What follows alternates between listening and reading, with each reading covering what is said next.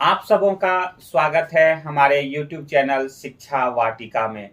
तो प्यारे विद्यार्थियों, मैं आज आप सबों के लिए लेकर आया हूं CBSE कक्षा 10 के लिए पद परिचय से महत्वपूर्ण वस्तुनिष्ठ प्रश्न, मोस्ट इम्पोर्टेंट MCQ ऑफ पद परिचय। तो क्लास 10 में आप देखेंगे कि पूछा जाता रहा है रचना के आधार पर वाक्य भेद 4 अंक के, वाच्य 4 अंक के, पद परिचय 4 अंक के और अलंकार 4 अंक के। तो यहां देखेंगे आप पद परिचय के वस्तुनिष्ठ प्रश्न। तो मैं आपको सबसे पहले बताता हूं कि पद परिचय होता क्या है और इसका डिटेल वीडियो मेरे YouTube चैनल में डाला हुआ है, आप वहां से देखेंगे। और इसमें आपको मैं पद परिचय पहचानने का ट्रिक बताऊंगा और ट्रिक से किस तरह से आप मैट्रिक पास करेंगे यह इस वीडियो में हम देखेंगे। यदि आप हमारे चैनल पर नए होंगे तो चैनल को सब्सक्राइब करना नहीं भूलेंगे और बगल में जो बेल का आइकॉन होगा उसे भी दबाना ना भूलेंगे। तो देखते हैं पद परिचय। पद परिचय क्या होता है? पद परिचय वाक्य में प्रयोग किए गए शब्दों को पद कहते हैं। उन शब्दों को व्याकरण के आधार पर उनका परिचय देना पद परिचय कहलाता है। जैसे उनका भेद, उपभेद, लिंग, वचन, कारक क्या है और उनका अन्य शब्दों के साथ क्या संबंध है। पद परिचय कैसे दें? पद परिचय देते समय आपको पदों के बारे में उनका परिचय बताना होता है। जैसे संज्ञा, सर्वनाम, क्रिया, क्रिया विशेषण, विशेषण, लिंग, वचन, कारक के भेद, अव्यय। इसके लिए हिंदी व्याकरण की जानकारी होनी चाहिए, जिसका कि डिटेल से वीडियो मेरे पद परिचय में पूरी जानकारी, पूरा पार्ट्स ऑफ स्पीच सिखाया गया है, वो वीडियो आप देखना नहीं भूलेंगे। तो देखते हैं सबसे पहले ट्रिक्स टू सॉल्व पद परिचय MCQ। वैसे तो पद परिचय को हल करने के लिए आपको हिंदी व्याकरण की अच्छी जानकारी होनी चाहिए, पर यहाँ कुछ तरीके हैं जिससे आप आसानी से इसका सही उत्तर निकाल सकते हैं। देखिए, दो तरह का मेथड होता है, एक है एलिमिनेशन मेथड और एक कंपैरिजन मेथड। तो किस तरह से आप एलिमिनेशन मेथड में देखेंगे स्क्रीन पर, सबसे पहले तो चारों विकल्पों में से उन विकल्पों को खोजें जो पूरी तरह से गलत है। जैसे कुछ चीजें आसान होती है, आप लिंग, वचन, संज्ञा, सर्वनाम, विशेषण के आधार पर आसानी से गलत विकल्प को हटा सकते हैं। और कंपैरिजन में मान लेते हैं कि आपके पास दो विकल्प ऐसे बचे हैं जिनमें आपको उलझन है। अब आप दोनों विकल्पों को मिलाइए और देखिए किस भाग में परेशानी है और सिर्फ उसी आधार पर सही उत्तर चुनिए। अब देखते हैं कुछ उदाहरण। पहला क्वेश्चन है कि निम्नलिखित प्रश्नों में रेखांकित पदों के सही परिचय का चयन कीजिए। तो स्क्रीन पे देखते हैं फर्स्ट क्वेश्चन। महादेवी वर्मा ने नीरजा की रचना की। तो देखिए यहाँ अंडरलाइन वर्ड है महादेवी वर्मा। महादेवी वर्मा आपको पार्ट्स ऑफ स्पीच में जानना होगा कि जातिवाचक संज्ञा है या व्यक्तिवाचक संज्ञा है।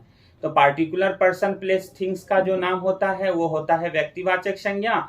तो यहाँ पर B और C, यानी जो ट्रिक बताया आपको A और D यहाँ से कट जाएंगे, तो बच जाएंगे व्यक्तिवाचक के B और C एग्जाम्पल।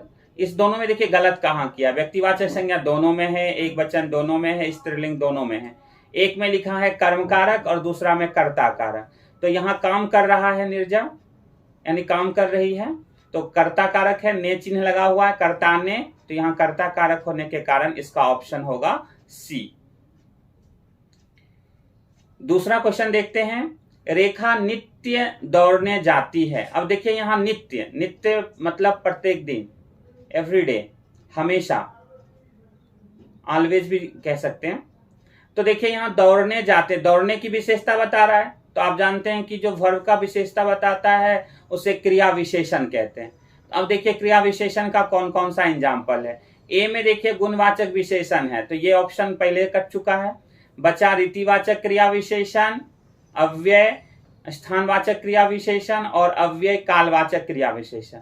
तो देखिए यहाँ जो हमेशा है, प्रत्येक दिन, आज, कल, परसों, ऐसे शब्द होते हैं आपका कालवाचक क्रिया विशेषण। तो मैंने यहाँ ट्रिक भी लिख दिया है, देखेंगे कि नित्य यह समय यानी कि काल की विशेषता को बताता रहा है, इसीलिए कालवाचक क्रिया विशेषण, यानी ऑप्शन डी आपका सही उत्तर होगा। तीसरा प्रश्न, बागों में फूल खिलते हैं, यहाँ पर कार्य हो रहा है, खिलते हैं में अंडरलाइन है, पढ़ते हैं, लिखते हैं, खिलते हैं, ऐसे शब्द आपका होता है वर्ब। तो वर्ब मतलब क्रिया, तो सब क्रिया है।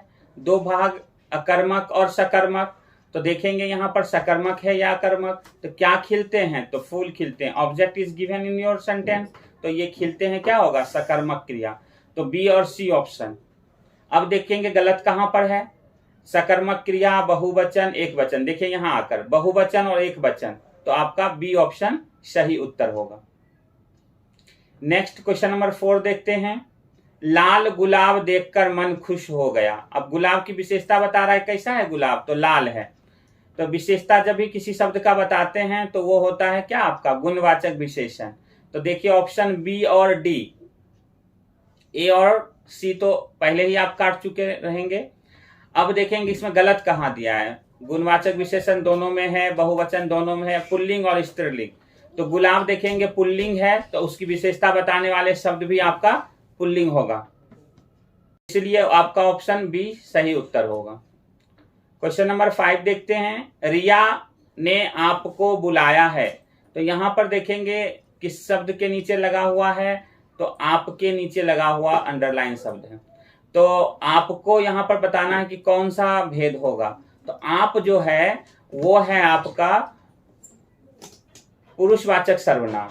पुरुषवाचक सर्वनाम में देखिए यहाँ सारा भेद है, सिर्फ बी को छोड़ के, तो बी पहले कट चुका रहेगा। अब देखेंगे प्रथम पुरुष, मध्यम पुरुष, उत्तम पुरुष। तो आप क्या होता है, तो मध्यम पुरुष, यानी ऑप्शन सी आपका सही उत्तर होगा। नेहा इम्फाल जा रही है। अब नेहा यहाँ पर देखिए नाम है, तो व्यक्तिवाचक है, तो आपका बी ऑप्शन सही होगा। राखी से मैं कल नहीं मिला था। क्वेश्चन नंबर 7, राखी से मैं कल नहीं मिला था। तो देखिए मिला था ऑब्जेक्ट है, नहीं है, तो अकर्मक। अकर्मक में 3 भेद, ए सी डी, बी तो कट चुका है। अब देखेंगे भूतकाल, और सी ऑप्शन में देखेंगे लिखा है वर्तमान काल, तो फिर सी ऑप्शन कट जाएगा, बचेगा आपका ए और सी, ए और डी। तो क्रिया अकर्मक ठीक है, भूतकाल भी दोनों ठीक है, दिख रहा है। पुल्लिंग पुल्लिंग एक वचन और बहुवचन में यहाँ आके गलती किया, तो राखी सिंगुलर है, तो आपका ए ऑप्शन सही उत्तर होगा। क्वेश्चन 8 देखिए। राकेश 10वीं कक्षा में पढ़ता है। तो राकेश 10वीं देखिए क्या है आपका संख्यावाचक विशेषण, ऑप्शन ए और सी। स्त्रीलिंग सही है, एक वचन कक्षा विशेष। तो यानी आपका ऑप्शन जो सी है वो सही होगा, क्योंकि आपका ऑप्शन ए में दिया हुआ है बहुवचन, तो बहुवचन तो है नहीं ये, इसीलिए ये गलत हो गया। क्वेश्चन 9 में देखेंगे। बिल्ली गाड़ी के नीचे बैठी है। अब देखिए गाड़ी के नीचे के ऊपर, ये सब होता है संबंध बोधक अव्यय। तो संबंध बोधक अव्यय किस ऑप्शन में है, तो ए में, तो ये आपका सही उत्तर होगा। अभिषेक किसे देख रहा है, किसे, तो इंट्रोगेटिव है, प्रश्नवाचक देखिए कहां पर है, तो आपका ऑप्शन डी सही उत्तर है। घोड़ा तेज दौड़ रहा है, 11वां क्वेश्चन। तो देखिए यहाँ दौड़ रहा है तेज, इसकी विशेषता बता रहा है, तो रीतिवाचक क्रिया विशेषण, और इनमें से कोई नहीं। तो 2 ऑप्शन देखिए बी और डी, तो रीतिवाचक क्रिया विशेषण बी इसके लिए फिट हो रहा है, तो आंसर बी इसका सही उत्तर होगा। गरीब मजदूर बहुत परिश्रम कर रहा है। तो देखिए मजदूर की विशेषता बता रहा है कि कैसा है, गरीब है, गुणवाचक, संख्यावाचक, जातिवाचक, तो इसका ए ऑप्शन सही उत्तर होगा। कल मेरे पापा दिल्ली गए, 13वां क्वेश्चन। कल मेरे पापा दिल्ली गए। अब देखिए दिल्ली गए, तो कौन सा हो जाएगा? क्रिया, अकर्मक, एकवचन, पुल्लिंग, भूतकाल, कर्तृवाच्य। यानी आपका डी ऑप्शन सही उत्तर होगा। वाह कितना सुंदर मोर है। अव्यय, विस्मयादिबोधक, शोक। अब देखिए शोक, शोक करके दो लिखा है, यहाँ हर्ष। डी ऑप्शन आपका सही उत्तर होगा। गिलास में थोड़ा जूस है, तो देखिए थोड़ा, तो जूस की विशेषता बताया जा रहा है थोड़ा, तो यहाँ पर ऑप्शन देखेंगे परिमाणवाचक, यानी आपका ऑप्शन बी सही उत्तर होगा। उसने मेहनत से सब कुछ हासिल किया। क्वेश्चन नंबर 17, उसने मेहनत से, देखिए मेहनत, तो यहाँ पर मेहनत से जब भी आपका पता नहीं लगे कि ये आपका एडजेक्टिव है या भाववाचक संज्ञा, तो एडजेक्टिव में कभी भी आपका कारक का चिन्ह नहीं लगता है। यहाँ देखिए से लगाया हुआ है, इसका मतलब है कि ये भाववाचक संज्ञा, यानी डी ऑप्शन सही उत्तर होगा। 18वां क्वेश्चन देखते हैं स्क्रीन पे। पद किसे कहते हैं? वर्गों के समूह को, शब्दों के समूह को, वाक्य में प्रयुक्त शब्द को, शब्दों के परिचय को। अब देखिए आपको मैंने पद का परिभाषा बताया था कि जो वाक्य में प्रयुक्त हो जाते हैं शब्द वो पद कहलाते हैं, तो ये आपका सी ऑप्शन सही आंसर होगा। रामू बाजार जाओ, जाओ। अब देखिए यहाँ पर क्या है? सकर्मक और अकर्मक क्रिया, ठीक है। दो सकर्मक है, एक अकर्मक है, तो सकर्मक तो होगा ही नहीं, क्योंकि क्या जाओ, क्या जाओ का आंसर नहीं मिल रहा है, तो अकर्मक क्रिया, बी ऑप्शन आपका सही उत्तर होगा।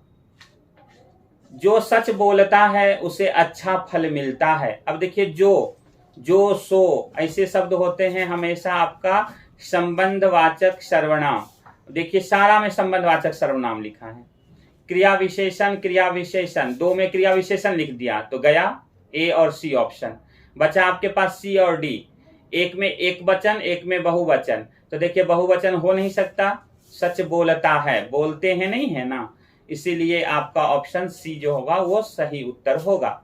तो सबसे पहले मैंने आपको बार बार बता रहा हूं स्क्रीन पे, ऑप्शन को छांटेंगे, जो आंसर नहीं है उसको सबसे पहले अलग करिए, जो सही है उस 2-3 में पहले कंपेयर करिए, जिस पर आपको श्योरिटी 100% बन रहा होगा वही आपका उत्तर होगा। 21वां क्वेश्चन देखते हैं।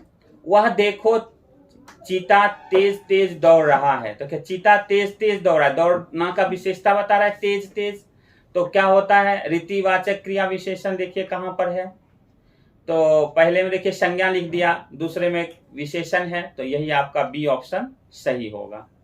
क्योंकि सी में देखिए सार्वनामिक विशेषण है, तो नहीं हो सकता क्योंकि ये तो क्रिया विशेषण होता है।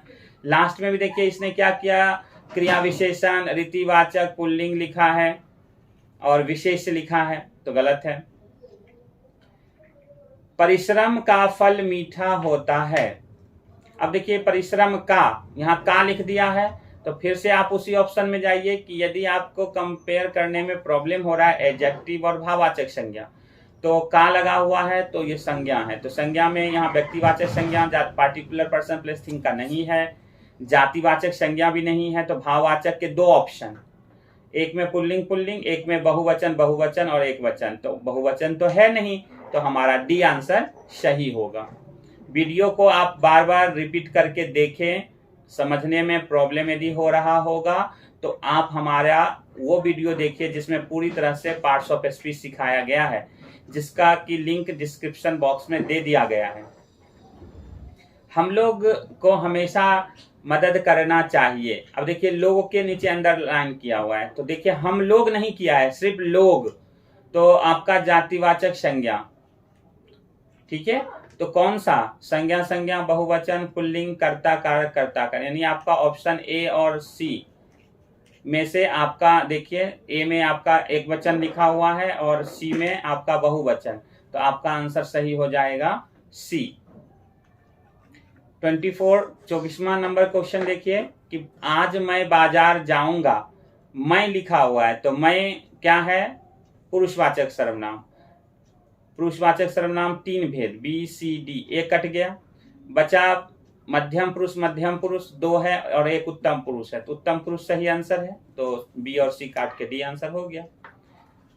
25वां क्वेश्चन देखते हैं और लास्ट क्वेश्चन आपका होगा, जरा उस लड़की को बुलाना, उस डेट, तो लड़की के आगे यदि डेट लिखा हुआ मिल जाए तो समझ जाना है ये सार्वनामिक विशेषण है, और यदि विशेषण के आगे विशेषण मिलेगा तो वो आपका विशेषण ही होगा निश्चयवाचक में।